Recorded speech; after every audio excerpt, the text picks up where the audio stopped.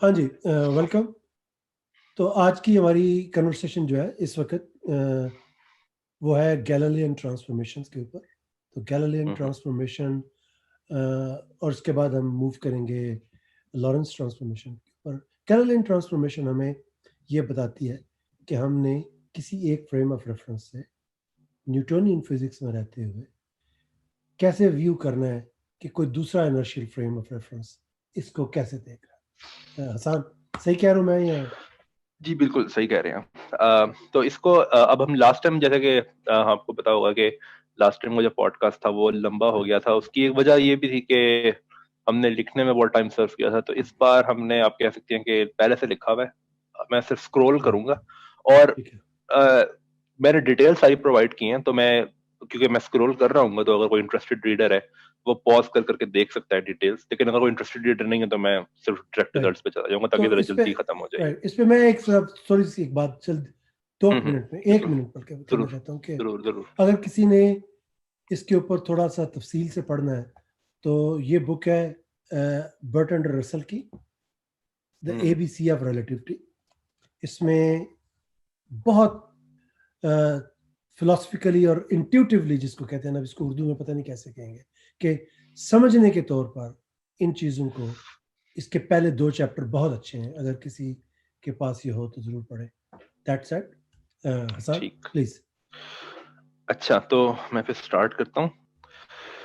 अच्छा, आपको स्क्रीन नजर आ रही है मेरी? हाँ जी।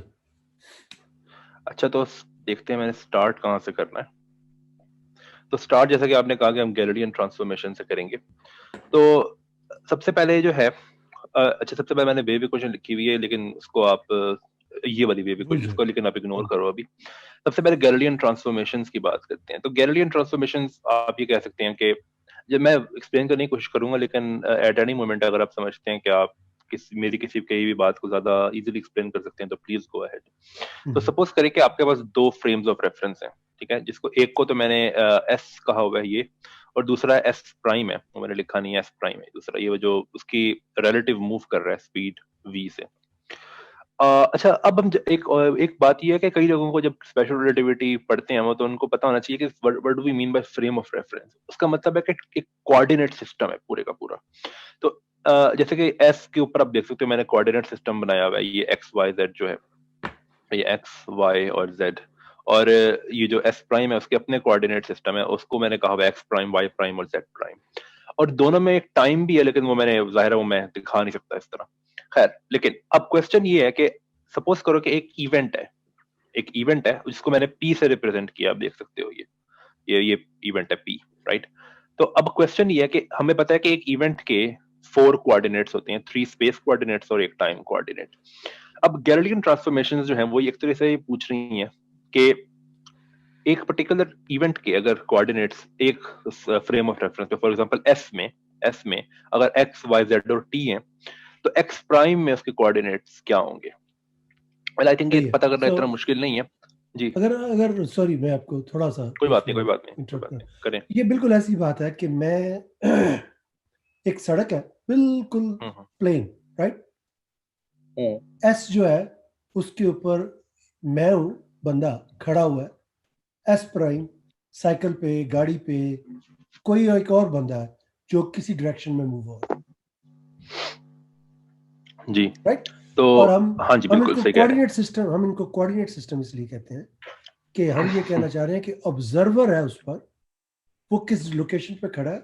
इससे कोई फर्क नहीं हम्म, पड़ता कि वो इंसान हो, जानवर हो, या कोई इंफॉर्मेशन रिसीव करने वाला कोई हमारे पास इक्विपमेंट हो, कुछ भी हो, हम्म, उसकी हम बात कर रहे हैं। तो उसको हम बिल्कुल। ओवरऑल जनरली एक ऑब्जर्वर फ्रेम ऑफ रेफरेंस कह देते हैं। ठीक। तो ये ठीक यानी होगा कि अगर हम ऐसा कहें तो? बिल्कुल, क्यों स्पेशल रिलेटिविटी तब भी सही थी जब इंसान नहीं थे, हाँ, तो सही। उससे कोई फर्क नहीं पड़ता, इंसान है यानी। अच्छा, आप ये देख सकते हो कि मैंने ये दिखाया हुआ है कि जो एक्स कोऑर्डिनेट है पी का, वो मैंने शो किया हुआ है ग्रीन में, और एक्स प्राइम कोऑर्डिनेट जो है, जो कि मैंने एक्चुअली एस प्राइम के ओरिजिन से नापना शुरू किया है, वो भी मैंने दिखाया है नीचे ग्रीन कलर में। सही। तो अब आप एक चीज देख सकते हो। अच्छा, एक यहाँ पे मैं बात क्लियर कर दूं कि ज्यादातर टेक्स्ट बुक्स में देखते हो कि एक्स डायरेक्शन में मूव कर रहा होता है S prime observer. X direction में कोई खास बात नहीं है, कन्वेंशन है सिर्फ, एक कुछ भी नहीं है ये, ठीक है। या अच्छा, तो अब आप ये देख सकते हो कि अगर आप ये डिस्टेंस देखो, सॉरी, अगर आप ये डिस्टेंस देखो, एक्स ये वाला जो है सारे का सारा, इसको मैं तोड़ सकता हूँ दो डिस्टेंसेस में। एक डिस्टेंस जो है वो ये है, यानी कि यहां से यहां तक का डिस्टेंस, ठीक है। अब आप देख सकते हो कि अगर, अच्छा, यहाँ पे एक एग्जम्पशन है जो कि मुझे बतानी चाहिए, वो ये है कि जब टाइम यानी कि टी जो है वो 0 था, तो दोनों ऑब्जर्वर्स के ओरिजिन जो थे वो कोइंसाइड कर रहे थे। ये असम्पशन है यहाँ पे, ठीक है। ठीक। तो अगर ये बात सही है, तो टी टाइम के बाद, और मैंने ये बताया है शुरू में कि ये जो एस प्राइम है इसकी स्पीड जो है वो वी है रिलेटिव टू एस। तो टी टाइम में कितना, ये टी टाइम का मतलब वो दूसरा वाला टी नहीं है टी यानी कि टाइम टी में कितना दूर जाएगा S prime that's my T S time, prime. Right? हाँ एग्जैक्टली, वो मेरा खत्म हो गई है वैसे टी। अच्छा चले, तो एस प्राइम जो है कितना दूर जाएगा एस से, तो obviously distance is speed multiplied by time. तो ये जो डिस्टेंस होगा जो कि कवर करेगा एस प्राइम, एस जो एस से डिस्टेंस जो है उसका वो वी टाइम्स टी है सिंपली। अच्छा, और ये जो आगे डिस्टेंस है यहाँ से यहाँ तक, वो हमें पता है कि वो सॉरी एक्स प्राइम है।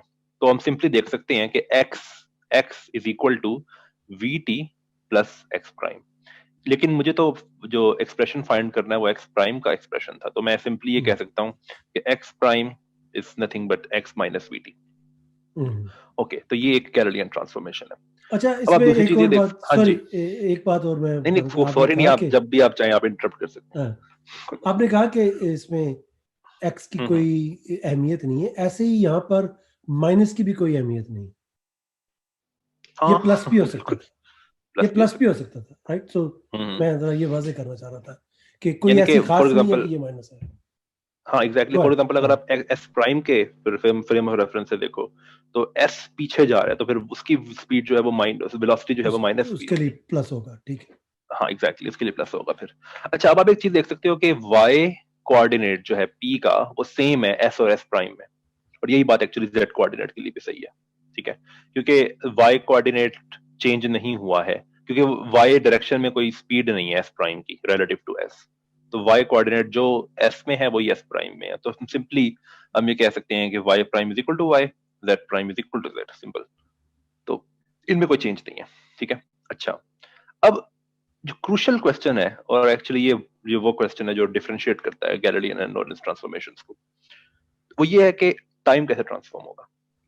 और चूंकि ये गैलीलियन ट्रांसफॉर्मेशंस हैं, और एक्चुअली गैलीलियो का जो टाइम है वो न्यूटन से भी पहले का है, तो न्यूटन खुद भी ये समझता था कि टाइम इज एब्सोल्यूट, तो गैलीलियो भी ऑब्वियसली ये समझता था कि टाइम इज एब्सोल्यूट।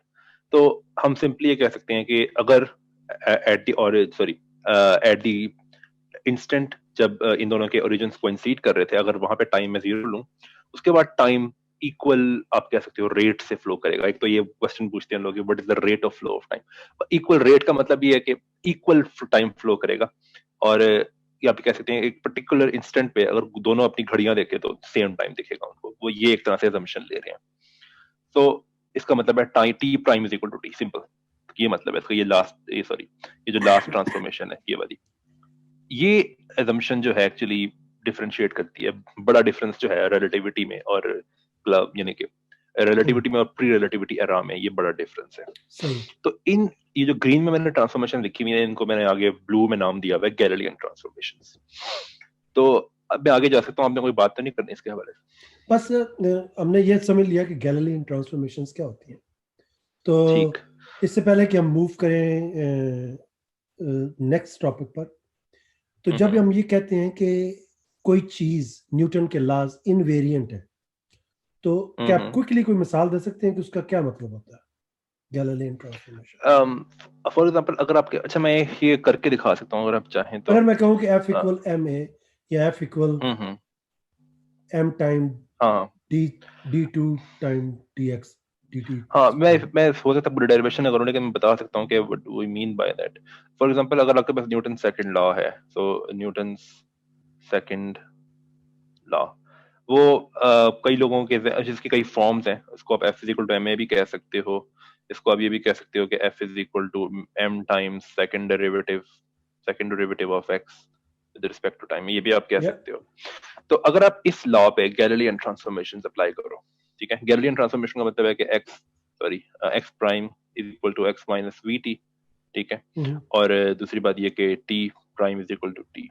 तो इट टर्न्स आउट के क्या कहते हैं, अच्छा अब ये चीज आप बहुत आराम से देख सकते हो। फॉर एग्जांपल मैं आई थिंक मैं करके दिखा भी सकता हूँ, इतना छोटा है ये, कि फॉर एग्जांपल अगर मैं एक क्वेश्चन पूछूं कि okay what is second derivative of x with respect to new time, ये क्वेश्चन अगर मैं पूछूं, बट वी कैन सी कि जो न्यू टाइम है वो ओल्ड टाइम की इक्वल है, तो इसमें कोई डिफरेंस नहीं है, तो मैं सिंपली ये कह सकता हूँ कि it is nothing but this. अब एक चीज आप देखो कि मैं सेकंड डेरिवेटिव ले रहा हूँ, ये बहुत क्रूशियल बात है कि मैं सेकंड डेरिवेटिव ले रहा हूँ, क्योंकि आप देखो कि x प्राइम में t की सिर्फ लीनियर टर्म है, तो सेकंड डेरिवेटिव को फर्क ही नहीं पड़ता सेकंड टर्म से, ठीक है ना, क्योंकि अगर मैं सेकंड डेरिवेटिव लूं x प्राइम का, हम देख सकते हैं कि ये जो v t वाली टर्म है, इसका सेकंड डेरिवेटिव क्या होगा विद रिस्पेक्ट टू टाइम? 0, क्योंकि इसमें t की पावर ही 1 है। इसमें एक और अहम बात भी है कि v इसमें कांस्टेंट है, कांस्टेंट क्योंकि ये इनर्शियल फ्रेम है, ये बड़ी इंपॉर्टेंट बात है कि हम ये अस्यूम करें कि इनर्शियल फ्रेम है, इसलिए v कांस्टेंट है। Go ahead please. अच्छा, इसका मतलब ये है कि सिंपली ये सेकंड डेरिवेटिव ऑफ ये, यानी कि ये इनवेरिएंट है, ये सेकंड डेरिवेटिव जो है, इसका मतलब है कि जो न्यूटन सेकंड लॉ है वो इनवेरिएंट है। इसका मतलब ये हुआ, इसका मतलब ये हुआ कि एक इनर्शियल फ्रेम को जो इसरा जो एक्सेलरेशन नजर आ रहा होगा, वैसा ही एक खड़े हुए इंसान को भी नजर आ रहा होगा, और वही एक कांस्टेंट स्पीड से जाने वाले को भी लग रहा होगा। इसकी रीजन ये है कि अगर ये ना होता तो हमारे लिए बहुत बड़े मसाइल थे कि एक चलने वाले को स्पीड उसकी डिफरेंट फोर्स डिफरेंट लग रही है, और रुके हुए को फोर्स डिफरेंट फील हो रही है। तो हाँ प्लीज। अच्छा, यहाँ पे हम कह सकते हैं कि क्या कहते हैं, ये न्यूटन सेकंड लॉ अब देख सकते हैं कि ये मैं क्लेम कर रहा हूँ कि ये वो है इनवेरिएंट है, क्योंकि मैंने प्रूव कर दिया है कि सेकंड डेरिवेटिव इनवेरिएंट है। लेकिन क्वेश्चन हो सकता है कोई पूछे कि ओके क्या फोर्स इनवेरिएंट है गैलीलियन ट्रांसफॉर्मेशंस के अंदर? हाँ बिल्कुल, फोर्स इनवेरिएंट है। एक्चुअली जब हम जाएंगे रिलेटिविटी में, वैसे में हम ये करेंगे नहीं क्योंकि ये बहुत आगे चला जाता है, रिलेटिविटी में फोर्स इनवेरिएंट नहीं होती, फोर्स चेंज होती है, ठीक है, तो वहां पे और डायनामिक्स और गंदे आप कह सकते हैं, गंदे या कॉम्प्लिकेटेड जो भी आप कहना चाहें। खैर, तो अब हमने हाँ नहीं उस पर नहीं चाह रहे हम। अच्छा चले, तो हमने गैलीलियन ट्रांसफॉर्मेशंस कर ली हैं। अब हम एक चीज कर सकते हैं कि हमने लास्ट पॉडकास्ट में वेव इक्वेशन डिराइव की थी। अब वेव इक्वेशन को मैंने ये शो करना है कि ये इनवेरिएंट नहीं है गैलीलियन ट्रांसफॉर्मेशंस में, और इसकी मैं डिटेल्स दिखा देता हूँ, कोई इंटरेस्टेड रीडर हो तो वो देख सकता है या देख सकती है। अच्छा, ये हमें याद रखना हमने लिखी थी, सॉरी हमने लिखी थी मैक्सवेल की इलेक्ट्रिक एंड मैग्नेटिक फील्ड की वेव इक्वेशन। हाँ ये मैंने ऊपर लिखी हुई है, बल्कि कोई देखना चाहे तो देख सकता है। वो एग्जैक्टली इसी फॉर्म की थी, यू की बजाय कभी उसमें ई आ जाता है और कभी उसमें बी आ जाता है, for magnetic field electric field के लिए ई आ जाता है, तो फॉर्म उसकी एग्जैक्टली वही रहती है। हाँ जी प्लीज। हाँ, और ये जो मैंने v लिखा हुआ है ये दरअसल स्पीड है, वो बाद में हमें पता लगा था कि स्पीड ऑफ लाइट है, तो उसको आप c से भी रिप्लेस कर सकते हो। अच्छा चलें, तो अब हमें याद रखना होगा कि ये जो लेप्लाशियन है इसका मतलब क्या होता है। लेप्लाशियन का मतलब ये होता है कि आप सेकंड डेरिवेटिव लो with respect to all of them और फिर उनको ऐड कर दो। हाँ स्पेस, एग्जैक्टली। तो अब आप ये देख सकते हो कि यहाँ पे स्क्रीन पे आ गया कि what do we mean by second derivative. It means के पहला डेरिवेटिव उसके बाद सेकंड डेरिवेटिव। अब मैंने चेन रूल लगाया और कुछ भी नहीं किया, और चेन रूल के बाद आप देख सकते हो कि अब ये गैलीलियन ट्रांसफॉर्मेशन आपको याद रखनी पड़ेगी। हाँ जी, मैं चेन रूल, कोई बात नहीं, आप ये समझ लें कि जो हमारे जिसने भी एफएससी तक लेवल की मैथ पढ़ी हुई है उसके लिए समझना आसान होगा। अगर आपने नहीं पढ़ा तो परेशान ना हो, just continue follow the conversation और आपको एंड में बात समझ आएगी। मैं बल्कि ना ये रेफरेंस के लिए लिख देता हूँ यहाँ पे, अगर किसी ने देखना हो कि गैलीलियन ट्रांसफॉर्मेशन एक्स के लिए क्या थी। ये ट्रांसफॉर्मेशन देख के आप आराम से देख सकते हो कि ये मैंने लिखा हुआ है कि now partial x prime over partial x is equal to 1। ये देखना बड़ा आसान है कि अगर आप डेरिवेटिव लो तो ये 1 आता है। इसका मतलब है कि जो x का डेरिवेटिव है second derivative, it doesn't change. Okay, actually y और z के लिए तो और भी आसान है ये देखना, क्योंकि वो तो है ही वैसे वो हाँ एग्जैक्टली। तो इसका मतलब है कि लैप्लाशियन चेंज नहीं होता, ठीक है। जो मसला होगा वो टाइम में होगा। अच्छा, आपने एक ये जो लिखा है लैप्लासियन का इक्वल हाँ 12, इसका क्या मतलब है? ये जो 12 नहीं है ये, सॉरी ये वो है, हाँ, I know. I you know okay, ये जो मैंने प्राइम्स डाले हुए ना ये प्राइम है, ओके मैं लिख देता हूँ बल्कि हाँ, ये मैं ये इसकी जरा वजाहत चाहता था। हाँ ये इसमें इसके ऊपर प्राइम डला हुआ है हाँ, और फिर ये 12 नहीं है स्क्वायर है, ये। हाँ। ठीक है। अच्छा चलें, अच्छा अब टाइम की बात करते हैं। अब टाइम में हमें याद रखना पड़ेगा कि गैलीलियन ट्रांसफॉर्मेशंस में टाइम दो जगह पे आता है, एक तो एक्स प्राइम में आता है और एक टी प्राइम में आता है ऑब्वियसली। हम्म, अब यहाँ पे ना हो सकता है कि थोड़ा सा मुश्किल लगे लोगों को, क्योंकि ज्यादातर उन्होंने जो फॉर एग्जांपल अभी आप जो एफएससी की मैथ्स की बात कर रहे थे वहां पे सिंगल वेरिएबल कैलकुलस पढ़ाते हैं, तो मैं कहता हूँ कि अगर आपको मल्टी वेरिएबल कैलकुलस अगर आपने यू नो पढ़नी है। पढ़नी हो तो फिर चेन रूल आप कैसे लगाओगे? आप ये करते हो कि आप चेन रूल लगाते हो with respect to every variable और फिर इनको ऐड कर हम्म, देते हो। फॉर एग्जांपल यहाँ पे मैं ये देख सकते हैं आपके पार्शियल ओवर पार्शियल टी है। अब हमें पता है कि हमने अगर प्राइम्ड कोऑर्डिनेट्स में जाना है तो हम ये क्वेश्चन पूछ सकते हैं कि ओके टी जो है वो किस किस प्राइम्ड वेरिएबल पे डिपेंड करता है, तो हमें पता है कि वो एक्स हम्म, प्राइम पे भी डिपेंड करता है और टी प्राइम पे भी टी डिपेंड प्राइम करता पे है, भी, हाँ। ठीक है। तो मैंने चेन रूल को एक तरह से लगाया है और दोनों वेरिएबल्स डाले और उनको ऐड कर दिया। तो इसको इसको अगर कोई इंटरेस्टेड रीडर हो तो I think Thomas and Finney उठा के देख ले वो इसको। वैसे आई थिंक ये जो रूल ये जो है ना, अगर कोई मैथमेटिशियन है वो बहुत रिगरस होना चाह रहा है तो आई थिंक ये आता है रिजल्ट, इसको कहते हैं ऑयलर्स इंक्रीमेंट थ्योरम, ये वहां से आता है रिजल्ट। खैर अब हमें जैसे कि मैंने वो पहले भी लिखी थी गैलरियन ट्रांसफॉर्मेशन में, दोबारा लिख दूं, x prime is equal to x minus v t, ठीक है। और दूसरी बात हमें याद रखनी पड़ेगी कि t prime is equal to t, ठीक है। ये ये यूज सबसे अहम करके बात है। हम हाँ एग्जैक्टली तो ये यूज करके हम ये वाला डेरिवेटिव, ये वाला डेरिवेटिव और ये वाला डेरिवेटिव कैलकुलेट कर सकते हैं, हम्म, ठीक। तो मैंने वो नीचे रिजल्ट लिख दिया इसका कि इसका रिजल्ट क्या आएगा। जो x prime over sorry partial x prime over partial T है वो क्या कहते 1 हैं, होगा। 1 ओवर, हाँ एग्जैक्टली। हम्म, आई थिंक यहाँ पे नेगेटिव वी है, ओके सॉरी एक मिनट, यहाँ पे नेगेटिव वी है, ओके यहाँ पे नेगेटिव वी है, ओके। और T prime partial T prime over partial T जो है वो सिंपली क्या है, वो सब 1 है और कुछ भी हम्म, नहीं है, हम्म, ठीक है। ओके सो अब हम नीचे जाते हैं, सो यहाँ पे माइनस है, माइनस वी। खैर तो अब मैं सेकंड डेरिवेटिव लूँ अगर, तो हम देख सकते हैं कि मैं आपको अभी बताया था ऊपर कि what you mean by second derivative, इसका मतलब है कि पहले डेरिवेटिव लो और दोबारा डेरिवेटिव लो। हम्म, तो पार्शियल और पार्शियलिटी को हम देख चुके हैं ऊपर कि वो क्या होता है, तो मैंने सिर्फ क्या किया, पार्शियल और पार्शियलिटी दो दफा लिख दिया, एक बार हम्म, स्क्वायर ब्रैकेट्स में लिख दिया, एक बार राउंड ब्रैकेट्स में लिख दिया। खैर तो अब इनको अगर मैं मल्टीप्लाई करूं तो खैर यहाँ पे एक मिनट, यहाँ पे ये ये वाला नेगेटिव माइनस की होगा। वजह से ना, हाँ हम्म, बस ठीक है। खैर I think at the end result जो है वो सही है कि जो आप देख सकते हो कि ये जो partial double derivative with respect to time है ये इनवेरिएंट नहीं है, ये बहुत गलत बात है, ये नहीं होना चाहिए, ठीक है। तो इसका मतलब ये है कि वेव इक्वेशन जो है वो ये बनेगी, ये जो मैंने ग्रीन में लिखी हुई है, हम्म, हम्म, तो ये बिल्कुल वैसी नहीं है। जो ये मैंने बड़ा वी इसलिए लिखा था कि वो छोटे वी से आप कंफ्यूज ना हो जाओ। छोटा हम्म, वी जो है ना वो दरअसल एक फ्रेम की स्पीड है with respect to any other frame, या और ये जो बड़ा वी है ये ओरिजिनल वी जो था वेव इक्वेशन में, जो वेव की स्पीड है ये वो है। राइट, यानी अगर हम खैर एट द यहाँ एंड, पर, हाँ जी हाँ सॉरी, अगर हम कोई यहाँ बात पर मैक्सवेल इक्वेशन रखें तो बड़ा v is actually c square. नहीं, एक्चुअली सी स्क्वायर एग्जैक्टली, बड़ा right. V square actually c square. अच्छा इसमें ये बात बहुत जरूरी है जो देखने के, wave equation is not invariant, ठीक है। तो इसका मतलब है कि मैक्सवेल इक्वेशन, अच्छा आप ये भी कर सकते हो कि आप मैक्सवेल इक्वेशन इटसेल्फ को देखो कि क्या वो इनवेरिएंट हैं। हमने वो किया नहीं है टाइम की गलत की वजह से, लेकिन आप ये भी देख सकते हो कि मैक्सवेल इक्वेशन इटसेल्फ इनवेरिएंट नहीं होंगी गैलीलियन ट्रांसफॉर्मेशंस के अंदर, हाँ, बिल्कुल ठीक है। बिल्कुल बिल्कुल। तो ये एक्चुअली वो कॉन्फ्लिक्ट है जो कि आइंस्टाइन ने देखा था अच्छा, कि इसके हम्म, इनवेरिएंट ना होने का मैं जरा एक्सप्लेन करना चाह रहा था कि इसके मतलब बहुत इसकी इसकी ये कोई एब्स्ट्रैक्ट मैथमेटिकल डिस्कशन नहीं है।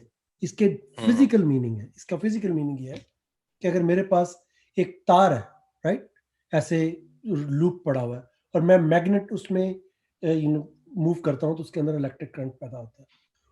और अगर हम्म, मैं इसको इसमें मूव करूं तो तब भी वही इलेक्ट्रिक करंट पैदा होता है, लेकिन उन दोनों की हाँ, एक्सप्लेनेशंस बहुत डिफरेंट हो जाएंगी। हम्म, और हम्म, हम्म, जो यानी कि कि एक नॉनसेंस बात हम्म, होती है, हमारे पास इन दोनों की एक ही एक्सप्लेनेशन होनी चाहिए। Okay go ahead.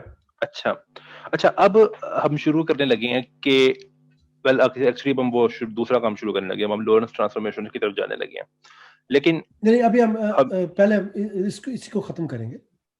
अगर आपने हाँ कुछ और हाँ कहना है तो कर लें पहले। नहीं, आई थिंक मेरे पास तो कुछ नहीं और कहने को, आपने कुछ अच्छा, कहना है तो तो मैं ये कह रहा था कि इसका मतलब ये बना कि हमारे पास एक फिजिकल फिनोमेना है लाइट का, इलेक्ट्रोमैग्नेटिक का, जो गैलीलियन ट्रांसफॉर्मेशन में वेरिएंट इनवेरिएंट नहीं है, जिसका ये मतलब है कि हमारे पास दो इनर्शियल फ्रेम ऑफ रेफरेंसेस हैं। हमारे पास फिजिक्स की एक्सप्लेनेशन कि उसमें मैग्नेटिक फील्ड क्यों पैदा हो रहा है, उसमें इलेक्ट्रिक फील्ड क्यों पैदा हो रहा है, बिल्कुल डिफरेंट होंगी। अब मुझे वो याद नहीं है, मैंने एक ज़माने में पढ़ी थी कि अगर आपको याद है तो प्लीज़ डू एक्सप्लेन कि आइंस्टाइन के ज़माने से पहले इसकी फिर क्या फिजिकल एक्सप्लेनेशन की जाती थी कि इसका ये मतलब है वहां से एक एक्स्ट्रा फोर्स आ गई, कुछ आ गया, वो आ गया, वो पता नहीं वो हाँ काफी सारी चीजें थी। फॉर एग्जांपल कई लोग कहते थे कि लाइट की स्पीड, फॉर एग्जांपल ये देखो, जैसे कि देखो ये वेव इक्वेशन जो है वो एक तरह से ये कह रही है कि अगर ये वेव इक्वेशन सपोज करें कि वो होती इनवेरिएंट होती, इसका क्या मतलब होता है? इसका मतलब ये था कि लाइट की स्पीड सेम है, ये मतलब होता है इसका। लेकिन चूंकि ये सेम नहीं है, वेव इक्वेशन इनवेरिएंट है, इनवेरिएंट नहीं है, इसका मतलब ये है कि लाइट की स्पीड सब क्या कहते हैं, क्या कहना चाहिए, उनके लिए ऑब्जर्वर्स के लिए सेम नहीं है, नेचुरल ऑब्जर्वर्स के लिए। फिर वो इस तरह के कॉन्सेप्ट लेकर आए थे, ईथर कॉन्सेप्ट जो है, इस तरह की हाँ, चीजें तो लेकर वो आए थे। राइट, तो वो उन सबको हमने डिस्कस करना है। तो एक और बात उसमें थी कि जब आप मैक्सवेल इक्वेशंस के ऊपर ये लगाते हैं तो उस पे जब एक्स प्राइम के लिए जो वेव आती है, सरप्राइजिंगली वो भी आपको यही बता रही होती है कि वो भी स्पीड ऑफ लाइट से ही ट्रेवल कर रही है। तो दैट ये इसके अंदर एक और प्रॉब्लम आ जाती है कि हम एक्सपेक्ट कर रहे थे कि वो किसी और स्पीड से होगी, क्योंकि गैलीलियन ट्रांसफॉर्मेशन में तुम्हारे पास सेम स्पीड की कोई कॉन्सेप्ट नहीं है ना। हाँ, इसमें एक और बात मैं क्या कहते हैं बात कर दूं, हो सकता है किसी को ये ना पता हो, क्योंकि ये बात कम बताई जाती है कि आइंस्टाइन जो है 1905 में स्पेशल रिलेटिविटी उसने डेवलप की, लेकिन उससे फॉर एग्जांपल अगर आप क्वेश्चन ये पूछेंगे ये जो माइकलसन मॉरले एक्सपेरिमेंट था ये कब हुआ था, तो ये 1890s में हुआ था आसपास इसके। तो ये काफी पहले आइंस्टाइन की जो है ये स्पेशल रिलेटिविटी की डेवलपमेंट से, तो इससे काफी पहले कि आइंस्टाइन डेवलप करता, माइकलसन मॉरले के जो एक्सपेरिमेंट्स थे उसका चूंकि रिजल्ट बहुत काउंटर इंट्यूटिव था, तो उसकी रेजोल्यूशन के लिए लेंथ कॉन्ट्रैक्शन पहले से ही प्रपोज कर दी गई थी। हाँ, आइंस्टाइन से बहुत पहले इसको उस वक्त कहते थे फ्रिट्ज गेराल्ड कॉन्ट्रैक्शन, क्योंकि उसने फ्रिट्ज गेराल्ड एक बंदा था, उसने ये की थी। तो इस तरह की चीजें जो थी वो आइंस्टाइन से पहले थी, लेकिन ये बहुत एडहॉक सा प्रपोजल था कि आपने बस चूंकि आपको जरूरत पड़ गई इस प्रपोजल की, तो उसने कह दिया कि लेंथ कॉन्ट्रैक्ट करती है। आइंस्टाइन ने ठीक एक है, तरह से ये बताया कि क्यों करती है, एक तरह से अभी तो कह उस सकते पर हम बाद में गुफ्तगू करेंगे। तो ये यहाँ पर हमारी कन्वर्सेशन हैं। गैलीलियन ट्रांसफॉर्मेशन की खत्म हो गई।